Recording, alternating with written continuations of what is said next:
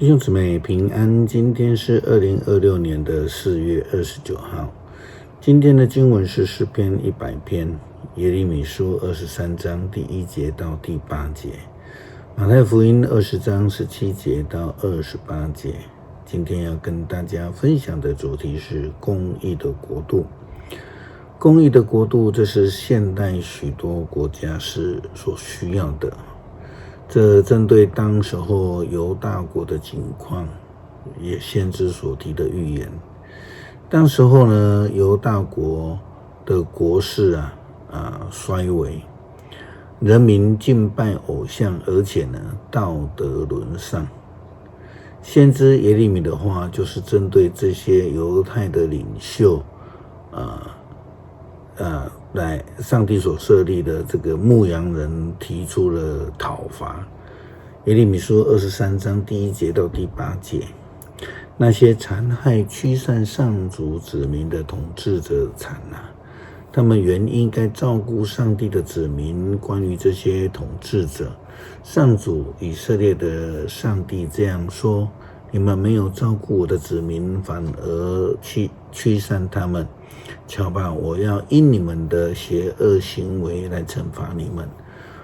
我要从我放逐他们去的各国，把残存的子民召集起来，带他们归回故土。他们会多子多孙，人口繁盛。我要派领袖照顾他们，像牧人牧养羊群一样。我的子民不再惊慌恐惧，我不再惩罚他们。我上主这样宣布了。上主说，时候将到，我要为大卫兴起正义的之子，他的统治显明，他要在这块土地上以公平正义治国。在他统治之下，犹大人民将安居乐业，以色列人民享受太平。他将称为上主我们的正义。上主说，瞧吧，时候将到，人发誓的时候不再说我指着那带领以色列人出埃及的永生上主发誓，却要说我指着那带领以色列人离开北方土地，将他们从被放逐的各国带回来的永生上主发誓。那时他们要安居在自己的故乡。牧者其实应该要照顾羊群，他们却施行杀害。牧羊人应该要聚集羊群，可是他们却驱散他们。因此上帝预言将要另外立一个大卫的之子为王，要建立一个公义的国度。耶稣基督他预言受难，这是他受呼召降世的主要责任，就是要成为代罪羔羊，为世人的罪受责罚，成为大祭司来献祭。因为他是大牧者，要建立一个永世公义的国度。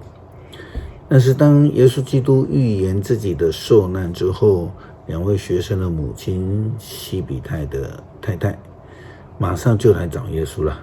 他向耶稣要了2个王国重要的位置给他的2个儿子。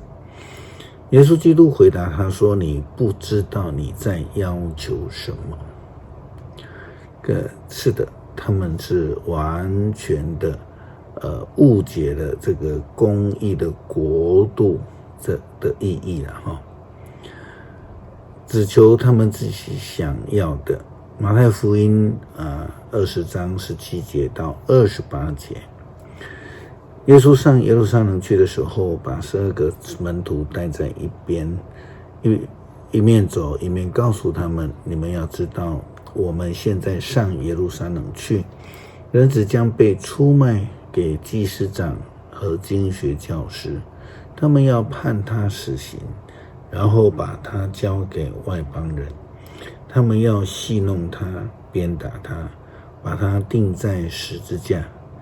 但第3天他将复活。西比泰的妻子带着2个儿子来见耶稣，向他下拜，请求一件事。耶稣问他，你要什么？他回答：求你答应，在你作王的时候，让我这2个儿子，一个坐在你的右边，一个坐在你的左边。耶稣说：你们不知道你们在要求些什么，我将要喝的苦杯，你们能喝吗？他们回答：我们能。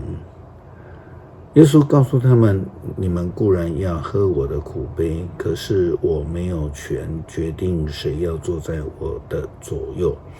这些座位，我的父亲为谁预备，就留给谁。其他10个门徒听见这样的请求，对这2兄弟非常的恼怒。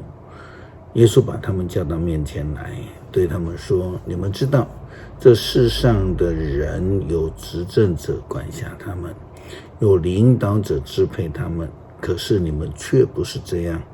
你们当中谁要做大人物，谁就得做你们的仆人；谁要居首，谁就得做你们的奴仆。正像人子一样，他不是来受人伺候，而是来伺候人的，并且为了救赎众人而献出自己的生命。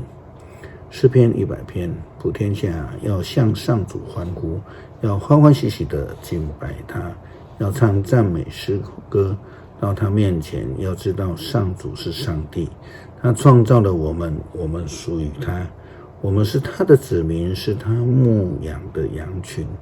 要以感谢进入他的圣殿，要以颂赞进入他的圣所，要感谢他，赞美他，上主至善，他的慈爱永恒，他的信实万代长存。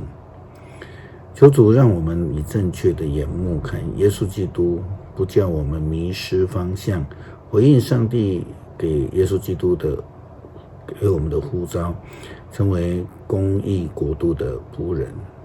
祷告奉主耶稣基督圣名求，阿们。